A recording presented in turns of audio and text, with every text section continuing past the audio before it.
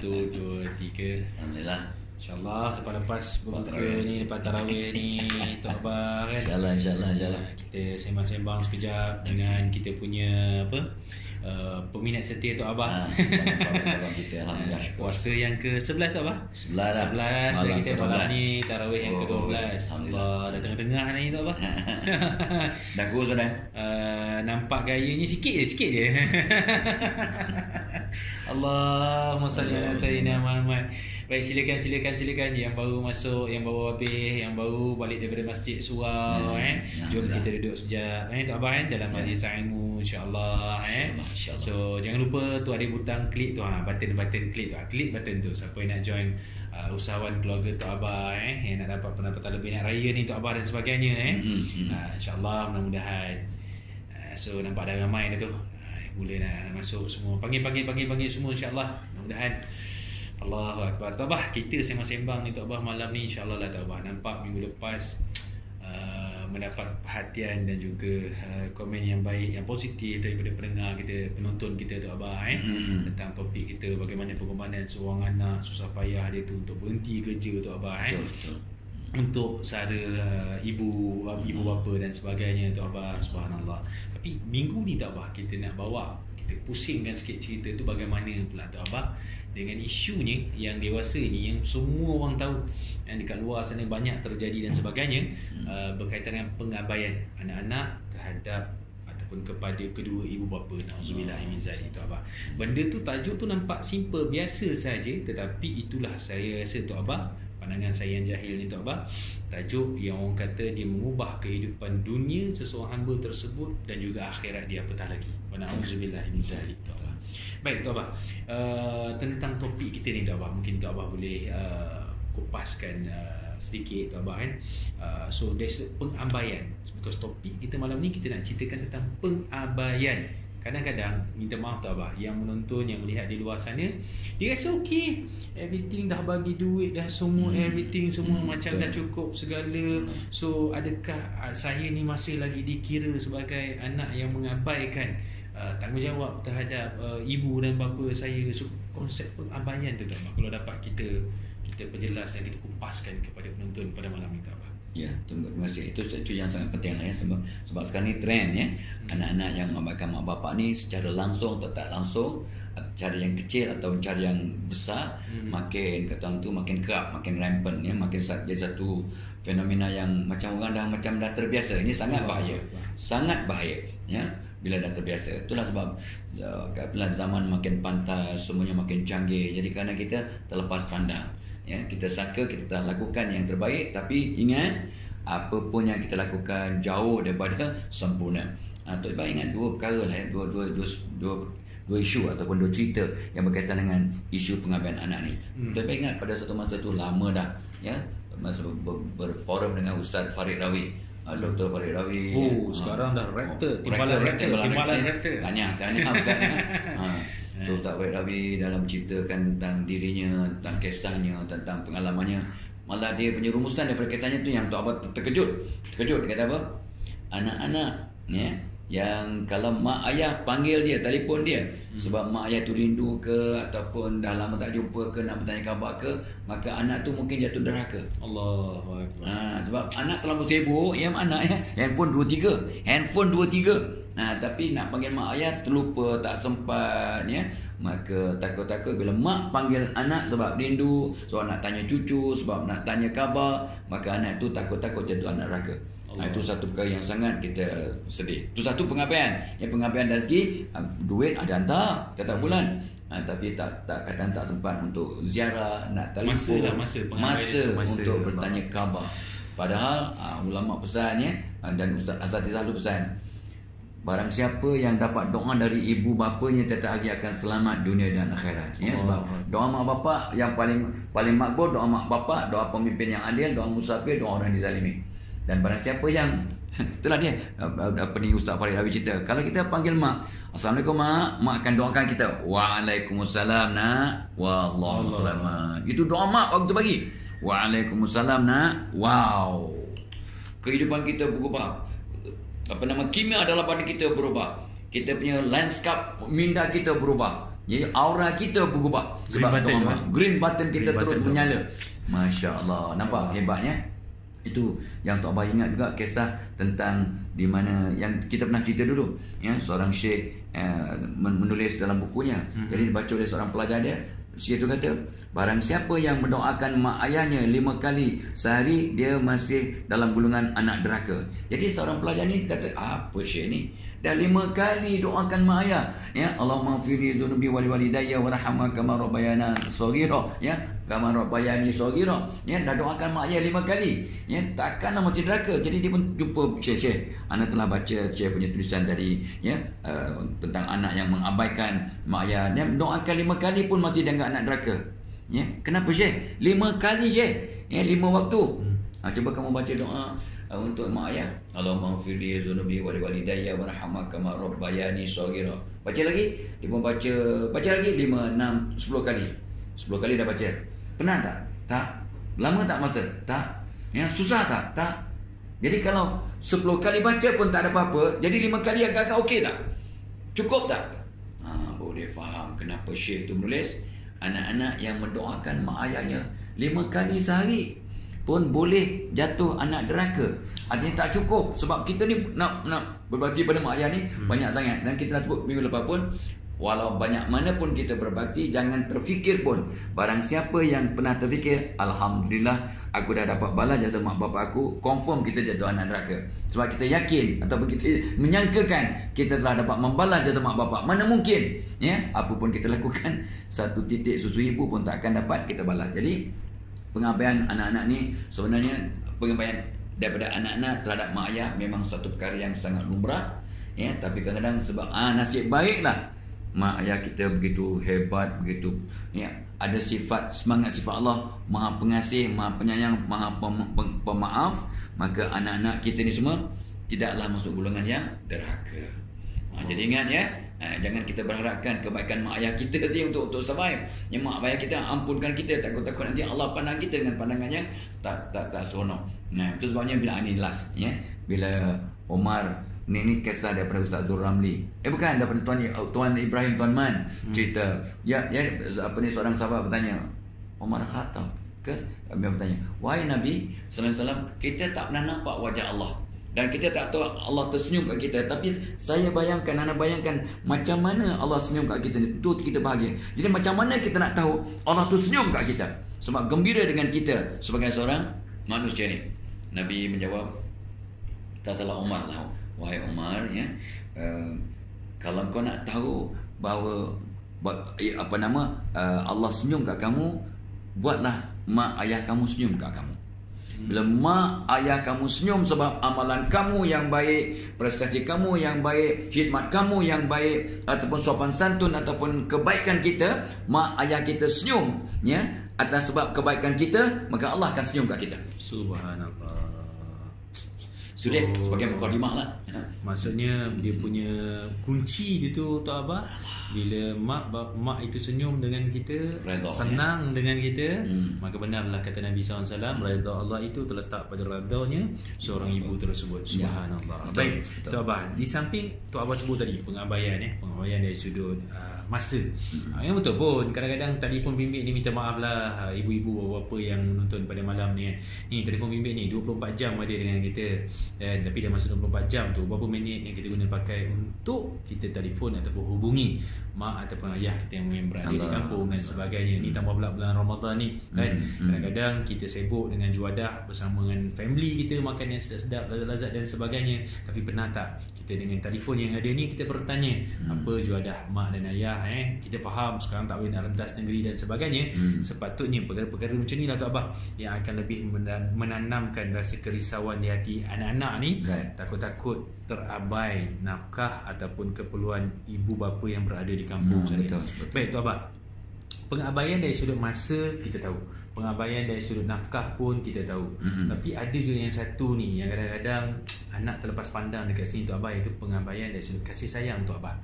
Macam yang Tok Abah katakan tadi, ya, mungkin doa 5 kali sehari selepas sembahyang itu kita masih lagi belum mencukupi untuk menyelamatkan kita ni daripada status ataupun title anak yang dahaka tersebut. Nauzubillah min zalik.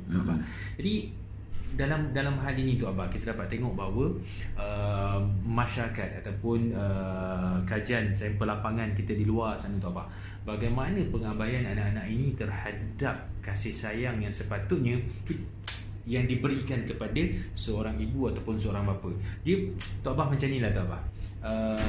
Kadang-kadang bila kita angkat tangan ni tu Abah, ramai anak-anak yang berdoa di luar sana tu Abah, dia minta macam-macam. Dia minta untuk kesenangan diri dia, untuk keselamatan diri dia, untuk anak-anak dia, zuriat-zuriat dia berjaya dalam pelajaran dan sebagainya tu Abah. Tapi ramai juga tu Abah yang saya jumpa, terlupalah nak doakan mak dan ayah.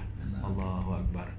Tu dari sudut orang kata kasih sayang yang dia memandang kasih sayang itu dunia dan akhirat. Allah. Sebab ramai anak-anak yang merasakan bahawa dengan bagi duit, bagi harta dan sebagainya itu lambang kasih sayang. Sebenarnya belum lagi. Bahkan bila sahabat bertanya kepada Nabi sallallahu alaihi wasallam, "Wahai Rasulullah, seandainya ibu bapaku telah meninggal dunia, apa yang patut aku buat? Boleh tak aku berbakti lagi kepada kedua ibu bapa?" Nabi kata, boleh, dengan cara kamu mendoakan keampunan kepada dirinya. Subhanallah. Maksudnya tak apa kan, seorang anak tersebut dia tidak sepatutnya mengabaikan doa dia, permohonan dia, permintaan dia kepada Allah Subhanahu Wa Taala terhadap kebaikan dan kemaafan untuk kedua ibu bapa dia tu. Allahu Rabbi tu Abah. Betul lah. Itu sebab doa ni satu benda yang ringan tapi berat. Ringan sangat. Ya, ringan kat lidah, mudah sangat, tapi berat dia punya kesannya, impaknya, dan berat juga kata tu hukumannya kalau kita tertinggal. Sampai Nabi bersabda, ya, tak masih ingat lupa ya, dia kata apa? Barang siapa yang tertinggal mendoakan mak bapaknya akan tertutup pintu rezeki. Allah. Yang lupa, ya, tak doakan mak bapaknya, itu memang padahal angkat tangan doa untuk mak ayah tu sangat ringan, sangat mudah. Tapi kalau tak doakan, tengok dia punya impak sangat berat. Tapi itulah sebab tak terbiasa, tak dilatih sejak kecil. So ini pun kita kena ingat ya. Tok Abah kena ingatkan dia, Tok Abah pesan pada anak, pada cucu, kena ingat pesan dan pesan. Ad-du'a silahul mu'min. Ad-du'a silah mu'min. Qala rabbukum ud'uni astajib lakum. Doa senjata orang beriman, dan Allah berfirman, mintalah pasti aku kabulkan permohonanmu. Jadi kita kena gunakan doa itu sebagai satu senjata. Tapi itulah sebab doa ni tak glamour, tak canggih, tak nampak macam sophisticated. Sikit-sikit ala doa. Nak lepaskan masalah, doa. Doa. Tak ada cara lain yang psychological ke, yang technological ke, yang inovatif ke, yang bombastik ya, yang out of the box ke. Ini doa. Well, boleh fikir itu, yes. Tapi kalau sebarang usaha dalam usaha untuk mengambil berat tentang mak ayah, tidak mengabaikan mak ayah, tapi tak termasuk unsur-unsur yang berteraskan agama, maka usaha kita belum tuntas, baru takat di kulit, belum ada pengisiannya. Isi tak ada lagi. Jadi isi kepada khidmat atau bantuan ataupun kaedah untuk tidak mengabaikan mak bapak, tak dapat tidak, kena masuk unsur-unsur doa untuk anak. Ya, sebab kena ingat ya, setiap perkara kebaikan yang kita lakukan itu untuk diri kita sebenarnya. Kita betul nampak macam zahirnya mendoakan mak ayah. Kita doakan mak ayah kita, rupanya dia punya implikasinya, apa yang kita lakukan itu dengan diam, dengan ikhlas itu, Allah mudah-mudahan angkatkan doa itu dan makbulkan, maka malaikat doakan kita perkara yang sama. Itu satu kesan yang pertama ya, nampak dia punya implikasi. Padahal doa kita untuk mak ayah, tapi impaknya kita dapat. Dan ingat, berbuat baiklah kepada mak ayahmu agar anak-anakmu berbuat baik padamu. Nampak yang kedua tu, kita doakan mak ayah kita dengan ikhlas dan istiqamah, maka Allah akan janjikan, lakukan, dan insya-Allah anak-anak kita akan doakan kita. Dan ingat, bila mati mak ayah, mati kita nanti, 3 perkara yang akan bantu kita untuk dikubur. Ya, doa yang soleh, sedekah jariah, dan ilmu yang bermanfaat yang kita sampaikan. Doa anak yang soleh. Jadi kalau kita doakan mak ayah kita semasa hidup, maka mudahlah kita meneruskan usaha kita untuk mendoakan mak bapak kita selepas mereka tiada. Jadi kalau mak bapak masih hidup, kita lupa nak doakan. Tiba-tiba mak bapak kita meninggal, kita terus pandai dan mudah untuk mendoakan mak ayah kita. Jangan harap. Jangan harap. Kadang-kadang itulah ya, ulama cerita bagaimana ya, bukan anak-anak jiran ataupun ustaz ataupun ulama di kampung itu yang dapat mimpi jumpa dengan arwah mak ayah anak-anak tu. Mak ayah tu dalam keadaan compang-camping, kurus kering, miskin, muka hiba. Bila diceritakan pada anak-anak tu, aku mimpi jumpa mak kamu dalam keadaan pakaian koyak-koyak, dia dalam keadaan yang sangat daif, ya. Apakah khidmat yang kamu berikan pada mak kamu, bapa kamu yang telah meninggal dunia ni? Apa yang kamu telah buat? Apa doa, apa sedekah, apa nama yang telah kamu infakkan untuk mereka? Mungkin ada buat haji badal ke, umrah ke, sedekah ke. Semua anak cek sama tu tak ada. Terlupa. Semua anak berat. Alah, abang ada, kakak ada, adik aku ada, adik aku ustaz tu takkan lupa. So semua berharap untuk membuat kebajikan kepada mak ayah, ya. Akhirnya tak ada seorang pun yang menghantar bekalan ataupun kiriman doa dan pahala kepada mak ayah di alam barzakh. Ini satulah contoh peling, ya, untuk nasihat kepada diri kami dan juga kepada anda, ya, sahabat-sahabat Taubat semua. So jom kita, ya, kata tu semasa mak bapak kita masih ada, kita berkhidmat. Jangan abaikan mereka. Itu sebagai latihan untuk memastikan bila mereka sudah tiada, kita terus memberikan bantuan, khidmat, ganjaran dan juga pahala untuk membantu mak ayah kita agar mereka tidak rasa terabai di dunia, di alam barzakh, di akhirat, insya-Allah. Saya tertarik dengan apa yang Tok Abah ceritakan tadi. Memang betul hadis Nabi SAW tu, 3 perkara tu Tok Abah. Bila kita mati nanti, dia akan terus berpanjangan tentang ilmunya, tentang anaknya yang soleh, dan juga tentang harta yang diwakafkan dan sebagainya. Cuma satu Tok Abah, ini untuk semualah, untuk semua yang menonton pada malam ni, so sebelum tu, kalau ada peluang yang nak klik button tu, sila klik untuk join keluarga usahawan Tok Abah. InsyaAllah banyak manfaat untuk kalian, menambah nilai pendapatan anda di situ. InsyaAllah kami akan cuba membantu. Baik, saya nak kupas sikit apa yang Tok Abah, nak tambah sikit apa yang Tok Abah katakan tadi. Saya yakin semua orang yang melihat pada malam ini, dia bergelar ataupun dia berstatus anak-anak Tok Abah, ya. So tanda kasih sayang seorang anak kepada ibu bapanya, sama ada masih hidup ataupun yang telah pergi, antaranya satunya Tok Abah adalah meneruskan legasi ilmu yang baik yang disampaikan oleh sang ibu ataupun sang bapa kepada anak-anaknya. Sebagai contoh, kalaulah dulu kita mula mengenal Al-Quran itu daripada lidah ibu ataupun dari lidah seorang ayah, maka tak salah kiranya dengan ilmu yang kita perolehi daripada ibu dan ayah tersebut, kita didik, kita ajar anak-anak kita dengan ilmu tersebut. Mudah-mudahan sebab anak-anak kita pandai membaca Al-Quran berdasarkan susur galurnya daripada ilmu yang ibu dan bapa kita berikan kepada diri kita. So dewasa ini tu Abah, ramai mak bapa yang melepaskan saham yang paling besar ini. Bab mengaji, mak tak ada masa, bapa tak ada masa dan sebagainya, hantar pergi masjid, tak apalah. Bukan tak boleh, faham, untuk dapat ilmu yang lebih dan sebagainya. Tetapi sayangnya di situ mungkin kita sebagai mak dan bapa ni akan mematikan saham arwah ibu ataupun arwah bapa ataupun ibu dan bapa kita yang masih hidup untuk meneruskan ilmu tersebut kepada zuriat dan zuriat keturunan yang seterusnya. Allahu Rabbi. Saya teringat bila Tok Abah ceritakan tadi tentang bila mana manusia ni dia buat amal macam mana sekalipun Tok Abah kan, tapi redha mak tu sangat penting. Saya nak bawa satu kisah ni Tok Abah yang berlaku di zaman Malik bin Dinar.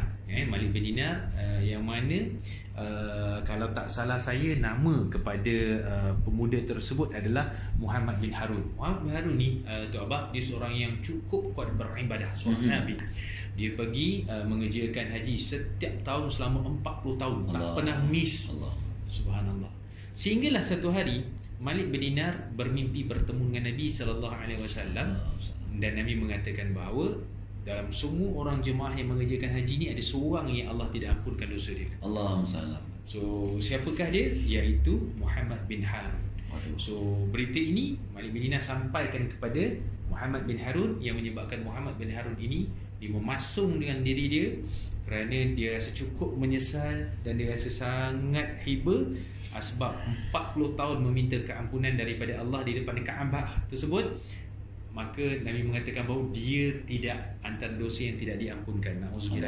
Apa kesalahan dia? Apa kesilapan dia? Rupa-rupanya sejarah Muhammad bin Harun ini adalah dosa yang dia lakukan adalah waktu dia muda, dia balik dalam keadaan dia mabuk, lantas dia pukul ibu dia. Allah. Tak cukup dengan dia pukul ibu dia, dia campak ibu dia masuk ke dalam api. Mati ibu dia asbab tindakan dia. Maka dosa tersebut sangat besar di sisi Allah Subhanahu Wa Taala, sehinggalah rentetan dia bercerita tersebut, dia bertaubat dengan taubatan nasuha yang dia mengakui itulah kesilapan dia. Dia tidak keluar rumah bertahun-tahun lamanya taubat, dan diceritakan kemudian Malik bin Dinar bermimpi kembali bertemu dengan Nabi sallallahu alaihi wasallam di akhir hayat Muhammad bin Harun ini, dan dia telah diberi keampunan oleh Allah Subhanahu Wa Taala. Maksudnya dekat sini tu apa? 40 tahun beribadah mengerjakan haji. Supaya kita tahu bahawa Allah menjanjikan orang yang pergi haji ni umpama dia back to fitrah, putih, bersih, suci dan sebagainya. Tetapi asbab rupa-rupanya di sisi Allah mendahakai, bahkan menyakiti. Nauzubillah min zalik. Saya dan kalian lihat di masing-masing, ada tak kita menyakiti ni dari sudut fizikal ni, bukan dari sudut mental ni, tak bahan, dari sudut fizikal.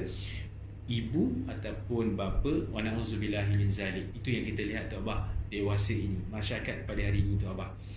Yang kes yang the latest yang kita dengar beberapa tahun yang lepas, seorang anak bunuh seorang ibu, campak dalam lubang najis di belakang rumah. Na'udzubillahi min zalik. Bila dibedah siasat, rupa-rupanya ibu tersebut bukan mati disebabkan lemas di dalam tangki najis tersebut, tetapi ibu itu mati disebabkan tengkuknya patah akibat dihentak dengan sesuatu di bahagian kepalanya. Na'udzubillah min zalik. Dia kelar mak dia. So mak dia mati bukan disebab kelar di leher, tetapi mak dia mati disebab tengkuknya dihentak dengan sesuatu benda, dan rupanya hasil siasatan tersebut dia hentak ibu dia kalau tak salah dengan cangkul. Na'udzubillah min zalik. Ini apakah faktor-faktornya tu abah? Mungkin tu abah boleh kongsi, boleh share dengan semua yang menonton pada malam ini untuk kita ambil ibrah daripada kisah tersebut. Wa na'udzubillahi min zalik. Yalah, tak dapat tidak, ialah apa pun perkara begitu tu mesti ada punya puncanya ya. Tu yang kita takut sangat. Tapi kita kena cari cara holistik, secara kata orang adil ya. So jangan marah ya mak ayah ya. Kadang kita yang menyebabkan mendidik anak-anak kita ni jadi derhaka. Mak ayah didik. Ni yang kadang saya pernah sebut pada mak ayah sejak 20 tahun yang lepas. Kadang mak yang suruh, ya bapak jaga. Mak kadang didik anak jadi neraka. Macam mana ya? Anak mak pun marah, terbeliak dan marah. Kami didik. Mak, kalau mak suruh anak sekali, 2 kali, 3 kali, 4 kali, 5 kali masih tak bergerak, mak pula diizinkan. Mak cakap 4-5 kali baru nak bergerak. Mak dah 5 kali. Bagus juga. Mak telah didik anak untuk derhaka. Kali pertama suruh tak bergerak, derhaka tak? Derhaka. So mak, ayah tolong ya pastikan. So anak-anak juga ingat, bila sekali tu sebenarnya sedihnya Tok Abah ni, bila tak kisah berapa umur anda ya, Tok Mai sudah apa nama, mumayyiz, sudah akil balik ya, terutamanya bila mak suruh tu please stop apa pun yang kita lakukan, kalau tak dapat minta izin ya, maaf ya, mai kejap mai nak siapkan ni, bukan sebab PUBG Mobile Legend sebab tak boleh tinggal. Tapi tu betul Tok Abah. Mungkin Tok Abah boleh pesan dekat ibu apa yang di luar sana tu. So bila saya mengkaji permainan tersebut Tok Abah, seolah permainan tersebut memang dicipta untuk menjadi anak derhaka. Maaf mungkin bahasa saya kasar, tapi tak. Permainan tersebut Tok Abah, macam Tok Abah katakan tadi, dia tak boleh ditinggalkan dan tak boleh di stop. Nanti dia akan kalah dan sebagainya. Jadi Tok Abah mungkin boleh. Itulah dia, ya Allah. Ya please lah, memanglah. Kamu kan kita dah lama follow up, jadi dah banyak score point, dah tengok dah ada ranking. Takut turun ke bawah, maka kita sampai sanggup derhaka kat mak ayah. Kejap nama ni tengah ya Allah, kadang suami pun sama juga. Ya, sebab ni anak dah menangis, dah jatuh. Tak, dia tengah, kau tidak ni, anak dah jatuh. Tak apa nampak ya? Tak apa nampak. Tu tak apa sedih sangat. So kalau please lah ya. So mak, ayah, di samping kita banyak doa untuk pastikan anak-anak kita ni jadi anak yang soleh dan tidak mengabaikan kita, dan kita pula berbuat baik. Kadang kita mengabaikan mak ayah kita, menyebabkan anak kita mengabaikan kita pun punca ya. Dan of course jahil, mak bapa tak cukup didik, tak cukup nasihat, tak cukup hukum bila anak kita melawan atau tak ikut perintah ataupun suruhan mak ayah, maka itu jadi anak-anak jadi kurang ajar ya.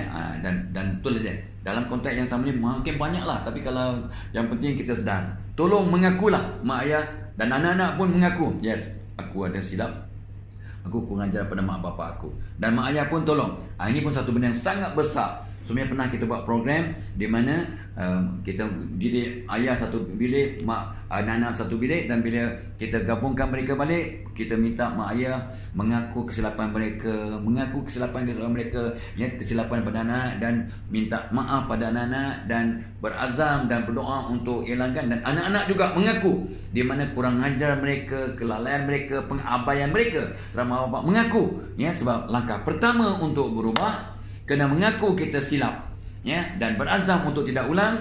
Itu asas kepada taubatan nasuha.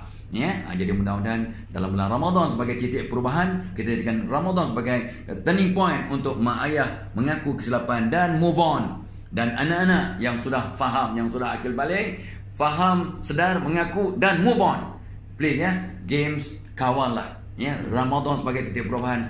Jangan sampai mak ayah kita rasa terabai. Bila mak ayah rasa terabai, anak-anak kita ni jadi anak confirm dah masuk golongan yang derhaka. Bila mak rasa kecil hati, mak marah, mak jauh hati, mak sedih, kita sudah jatuh derhaka.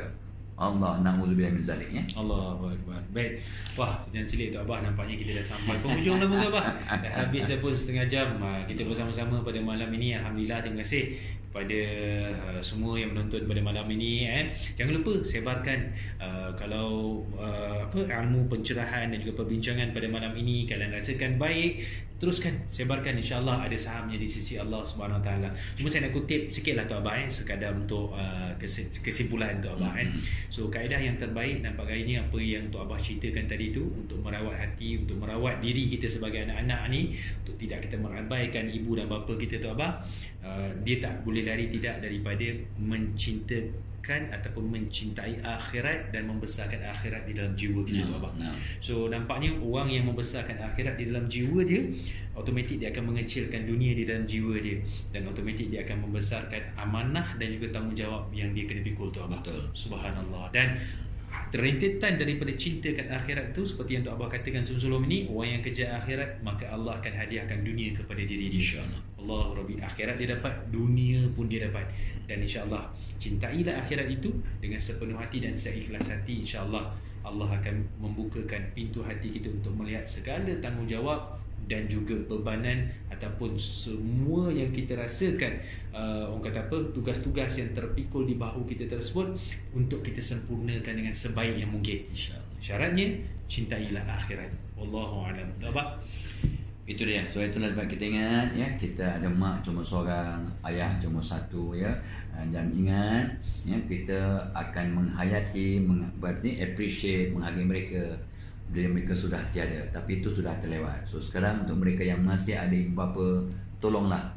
Ramadan sebagai titik perubahan. Dia dah ni malam ke-12 dah Ramadannya. Jom kita insah balik, kita compensate. Dan ingat, setiap amalan yang sunat ni diberi pahala fardu dan sedia kefarduan, dan berbakti pada mak ayah itu satu kefarduan, satu benda yang wajib, maka digandakan 70 kali minimum dia punya ganjaran. So jom kita pamerkan kata kesyukuran kita, berterima kasih kita pada mak ayah dan syukur pada Allah dengan berbakti pada mak ayah, dan elakkan sekali-kali daripada mengabaikan ibu bapa daripada apa sudut pun, baik dari segi masa, kasih sayang, wang, nafkah setakat kemampuannya, khidmat, dan penyerahan pameran kasih sayang. Jangan lupa biar ingat pesan Nabi SAW bila mak anda tersenyum asbab gembira dengan tindak tanduk anda, maka Allah pun akan senyum melihat perilaku kita tu. Allah pun akan redha kepada kita, insya-Allah.